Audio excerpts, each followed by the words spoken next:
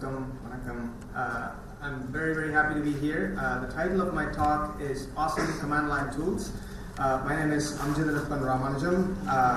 You can follow me on Twitter at Amjith R if you're interested in the slides or any of the code that I'm going to post as part of this talk. I authored two open source tools, one called PGCLI and the other called MyCLI. They are both command line tools, and they are command line clients for databases, one for Postgres and the other is for MySQL.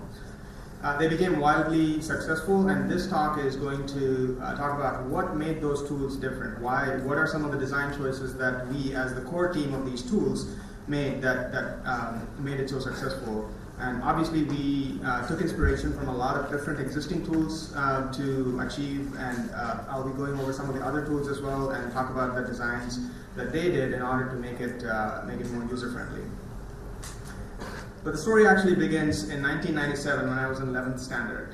I was using MS-DOS at the time, which was the cutting-edge operating system, and I would be typing my command one character at a time because I did not know how to touch type. And after I press enter and I look up at the screen, usually I would have made a typo because I was terrible at typing.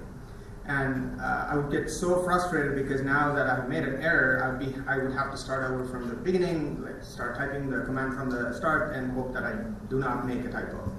Until a friend of mine, actually my teacher, introduced me to the concept of history navigation, which he said, if you just press the up arrow, it'll bring up the previous command. It was such an eye-opener. It doubled my productivity because that's how many typos I was making on a daily basis. Actually, we only got like 1 hour of computer lab every 2 weeks, so it was not that much of a productivity boost. But anyway, that was such a cool feature that I was completely blown away by it. When later on I came to Linux in my grad school, I was pleasantly surprised that it also had the up arrow, down arrow for history navigation. And in addition to that, a friend of mine actually introduced me to this concept called tab completion. For those of you who don't know what that is, if you type the beginning of a character, of a file name, and then you press the tab key, it will complete the rest of the file name for you, so you never have to type the entire file name for yourself. This is such a boon for a person like me who obviously makes a ton of typos even now. So tab completion was such a phenomenal boost in my productivity. The problem with those features is that they are fantastic, awesome features in command line, but there is no way for you to discover them automatically. You would never really stumble upon them yourself unless you are reading a man page, which is a different program that you are now reading to find out how to use the program that you really want to use. Or a friend of yours, a generous benefactor, comes along and actually introduces you to these power features. You will never really find them out for yourself. Whereas if you compare this to any kind of a GUI application, there are usually buttons for every feature or at least a menu entry, and you can kind of navigate the menu and find out about these features. How can we do this in command lines? Like, this is one of the biggest drawbacks in command lines, where you don't have these kinds of buttons or these menus and so on, that it doesn't automatically pop up new features and so on. So I'm going to start out by introducing how we solved this specific tab completion issue in PGCLI. In order to do that, I'm actually going to switch over to the demo. So I'm going to launch PGCLI and watch what happens as soon as I start typing. So this is obviously a command line client for talking to a Postgres database, and so I'm going to write a select statement. And so I start to type SE, and obviously, immediately a suggestion menu kind of pops up, and then it shows you all the entries that you could select from. And so I can use my arrow keys and do that, and I can do the select star, and then do from, and so on. And so what is the point of autocompletion if you have to trigger that using a key? Like, why do you have to have tab key? What is so special about tab key? Why not just automatically pop it up, or why not press the tab for the user? So that's just one example of how we solve the tab completion in PGCLI. The other tool that I want to talk about is fish shell. You might have used bash in the past, or you still probably are using bash or Z shell or something. And this is, again, one of the power features of bash is there is a shortcut key called Control-R that you press, which when you press Control-R and then you start to type a substring, it will try to search for that substring in the history of all the commands that you have typed so far, and then it will try to pop it up for you in a reverse chronological order.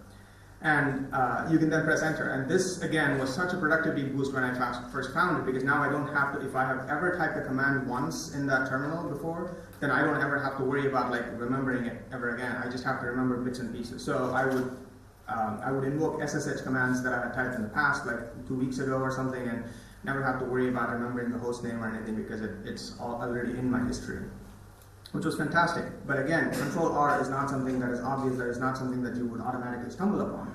So how did Fish Shell actually solve this problem? So I'm going to switch over to Fish Shell. Last night or a couple of weeks ago, I was messing around with some Docker containers, and I know that I typed in a really large Docker command, and so how would I know what was it?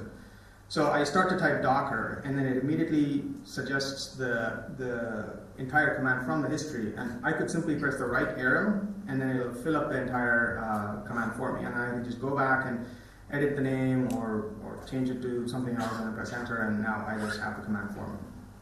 This is another innovative way in which Fish Shell was able to solve the discoverability problem, where you can do history navigation and it automatically pops it out for you. Okay, talked about the demos, but the overarching theme behind the discoverability is that if you are building a new feature, don't think about how can I hide this behind a hotkey or a shortcut key or a special key. Those are all impediments that you're putting in front of a new user for them to discover that feature. Be more forthcoming. Your feature that you're building is awesome, so make sure that it actually surfaces automatically at certain appropriate times. So that's the discoverability pitch. The second point that I wanted to talk about is one called user focus. What I mean by that is, when you're designing a feature, think about how the user actually wants to use that feature. Don't think about how we would go and implement it, because being programmers that we are, we automatically think to what are the data structures, what are the class hierarchies, what are the functions, and what are the various backends that I'm going to use in order to implement this feature. Don't worry about any of that stuff. Just think about how the user will actually use your feature, and then comes the implementation detail. Now, in order to demonstrate what I mean by this, I'm going to use another project of mine, MyCLI, which is a MySQL client for the command line that does something similar to what PGCLI does. But before I show you MyCLI, I want to show you the default MySQL client. So if I type MySQL and then I launch a particular database and I do this, so I need to still make typos. There we go. So I'm about to write a select statement once again, and this is in a MySQL one, and I type SEL and I hit tab, because I'm used to tab completion everywhere, that when I hit tab, nothing happens. I would have expected at least something to do, but nothing happens. It completely ignores it. Perhaps I've made a mistake, and so I type SEL in all uppercase, and then I hit the tab, and it immediately autocompletes. And this frustrates me. The reason is because it is such a simple thing for the programmer to think about and say that, just make it case insensitive. But obviously it adds a little bit to the code complexity, so they obviously went for the route where we can just put the burden on the user. We don't have to take on the burden of actually maintaining the code that does this. So that is very frustrating. And again, I do the from, and then I hit the tab key, and then it asks me, would you like to see all 811 possibilities? And I sure as hell don't have 800 tables in this database, but I'm feeling lucky today. I pressed yes, and I'm seeing it's not just recommending tables for me, it's recommending every single keyword in MySQL. All the tables, every single column in all of those tables, everything is listed here. This is one of those things where it is incredibly hard to implement a context-sensitive completion, but that is what the user actually wants. Now let's contrast that to how MyCLI works. Once again, I'm going to do the select statement. I start with a small character or a lowercase, and I do SEL, and then it gives me the autocompletion.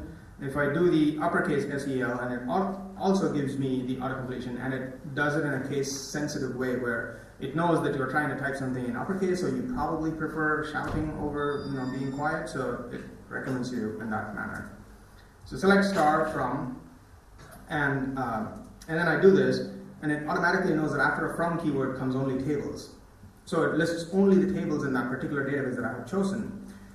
And again, it is available without pressing any kind of tab key or anything. It is automatically popped up for me, and I choose, like, say, city. And then I do the where clause. And obviously after the where clause, we only do columns from that specific table that I've chosen. And so it knows that, and it automatically detects and recommends that for me. Ta-da!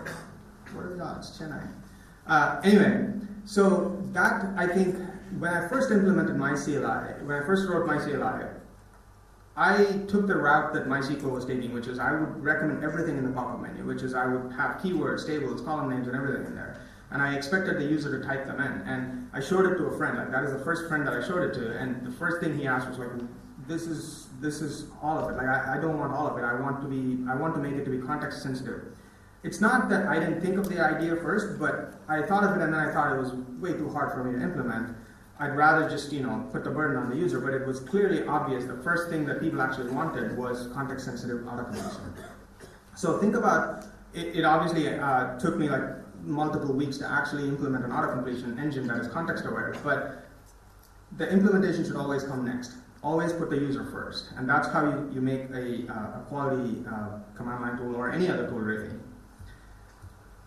So, the summary of user focus is the users come first, implementation comes later, and this, I think, is the gist of what one of the speakers today, Dr. Ishwar, actually was talking about. Like, it should be extremely useful and simple for the user to use before you think about like what is the implementation detail, how am I going to implement it, and so on.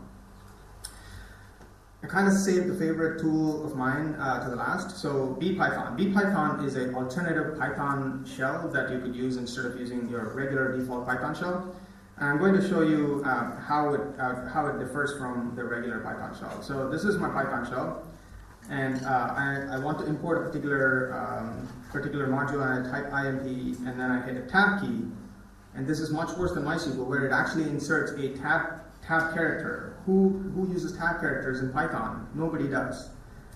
So I type the import requests, and then I do requests dot, and then I want to know what are the things that are available in requests, and I hit a tab key, and again, it's habit that I hit tab key, but Python shell falls short so bad. Whereas, let me contrast that to bpython.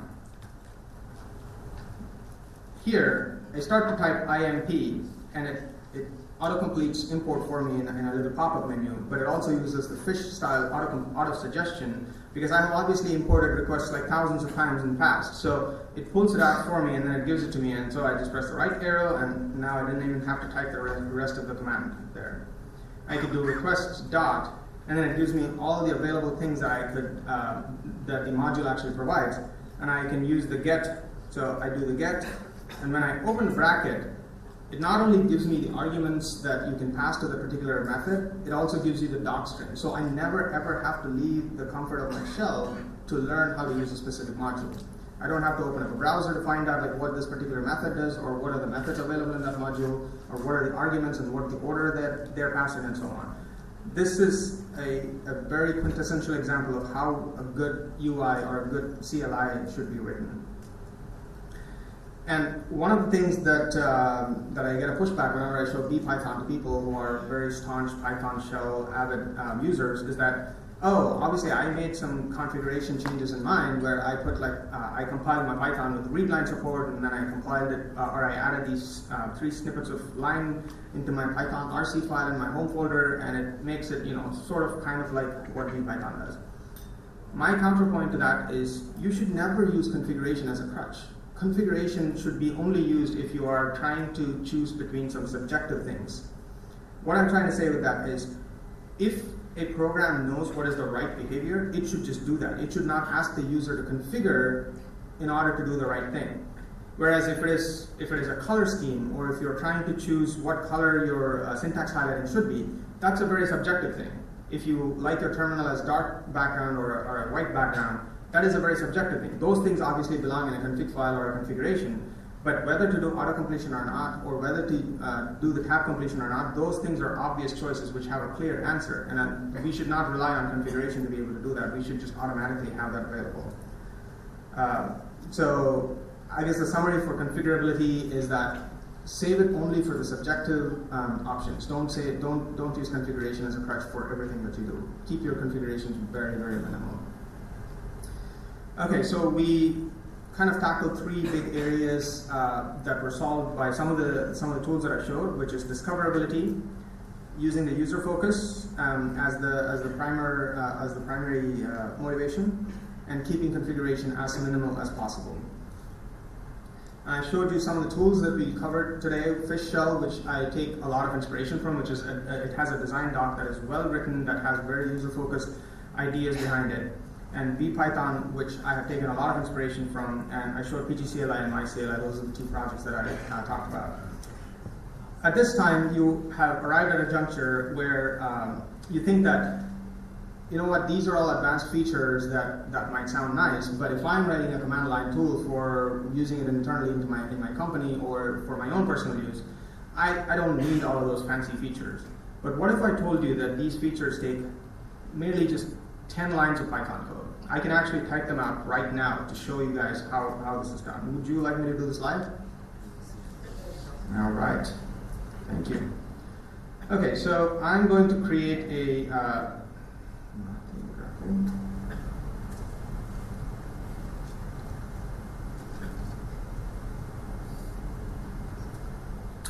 so what I'm going to show today is I have a checklist that I typically use, which is every command line tool should have persistent history. What I mean by that is if you quit the command line tool and you come back to it, the history should persist, meaning you should press the up arrow key and then be able to pick up the last command that you typed the last time you quit. And you should have some way of searching the history. Emacs key bindings comes default in all of the shells these days, so I think that's necessary. It should have auto-completion, and it would be nice to have syntax coloring as well. And I'm going to do all of these using a single Python library that I've used in PGCLI and MyCLI called Prompt Toolkit. I'm not the author, I'm just a happy user of this particular library. I'm going to show you how to build all of these features using this single library. And what I'm going to build today is a REPL. A REPL stands for read, eval, print, and loop. What that means is it's going to read from the user, evaluate the user input, and it's going to print the results from the evaluation, and then it's loop back and wait for the user to input something else. So it's basically just an interpreter or a shell. That's what a REPL is. Let's get started. So I talked about reading from the user, and we're going to store it in a variable, whatever the user types. And let's call this an echo shell. What I mean by that is whatever the user types, we're just going to echo that back to the user. So that's our shell prompt, and we're going to just print it right back to the user. And I said that we need to loop back and keep asking this over and over again. That's what the read eval loop and read eval print and loop does. So I'm going to put a while statement here, which is going to loop infinitely. And the prompt function that I'm using, it comes from Prompt Toolkit. So I'm going to import prompt from Prompt Toolkit.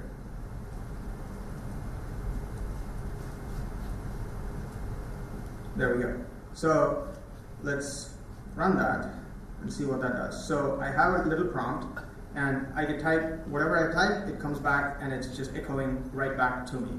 So if I do a select star from ABC, then it just says select star from ABC.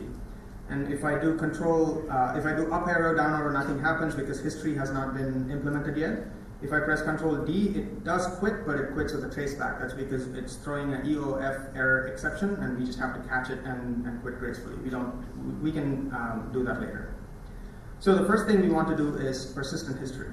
Again, Prompt Toolkit comes with that feature, so I'm going to do prompt toolkit.history import. And I said that I want persistent history, meaning I would like it to persist beyond just the program's lifetime. So I want file-based history. So there's one called file history.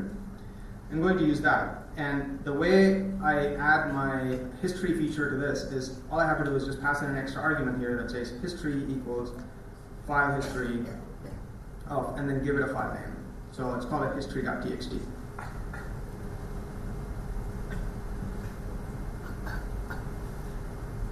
I need a comma here. Okay. Let's try this one more time. So I do hi, hello, and I press the up arrow, and I get that. Let's do the select statement, select star from ABC. Up arrow, down arrow, everything works. I can do Control R, HELLO. Again, it pulled it right from the history. All of this is available in just 7 lines of Python code, including white space and all. And this is pretty much all the default shells themselves do. The next thing we wanted was the up arrow, down arrow is nice and all, but we made such a big deal about having auto suggestions like how fish does. Once again, prompt toolkit to save us, and we can do something called auto suggest from history, and then I add just another argument to the prompt that says auto suggest equals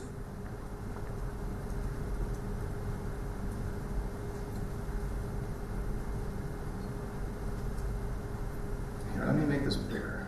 So that's how the code looks right now. And let's try and run that. So now I'm going to press S, and right there it is auto-suggesting from the history. I can use the right arrow and select that and keep going.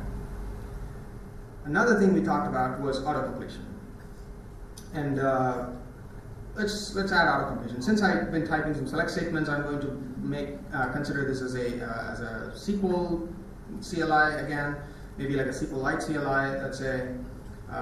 So from here, from completion, import word completer. And word completer is basically an idea where you give it a bunch of words, and then you say that, try and match some of the substrings from this word, and then it'll automatically match it for you. So I'm going to implement a SQL conf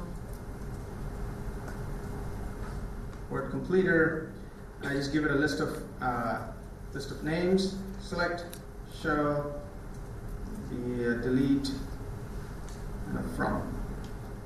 These are all nice words, and we also add ignore case equals true because we made such a big deal about MySQL doing the bad thing. So here I do completer equals SQL conf. So let's quit that and do S, and there we go. There's auto completion right there. I can do select star from where def equals XYZ or that. So that's auto-completing SQL completion that we've just built. It's obviously not context sensitive, but this kind of lays the foundation for what you need. I believe I'm kind of out of time, so I'm going to wrap it up right here, but I will say that it's fairly straightforward from this point, and I did say that it'll take only 10 lines of code. So I'm going to violate some Pepe and say that it actually took only 8 lines of code.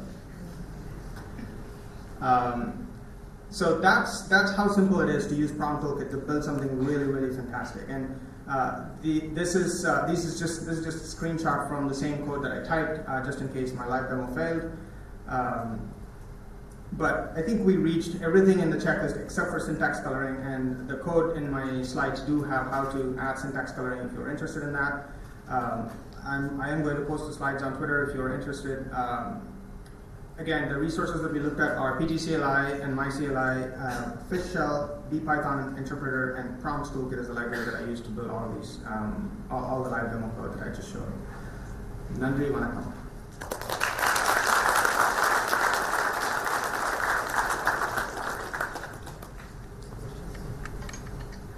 Questions?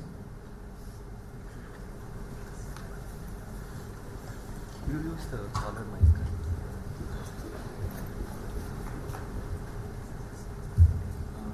You are using VI, film creator. Do you have a autocomplete and all that also implemented for VI, or? Yes, I'm using NeoVim, and I'm using NeoComplete. I think NeoComplete Manager is the name of the thing. So that's why I'm able to do things like from prompt toolkit dot, and then it gives me like what are the different things that are available, and auto suggest, and so on. See what I meant about tools?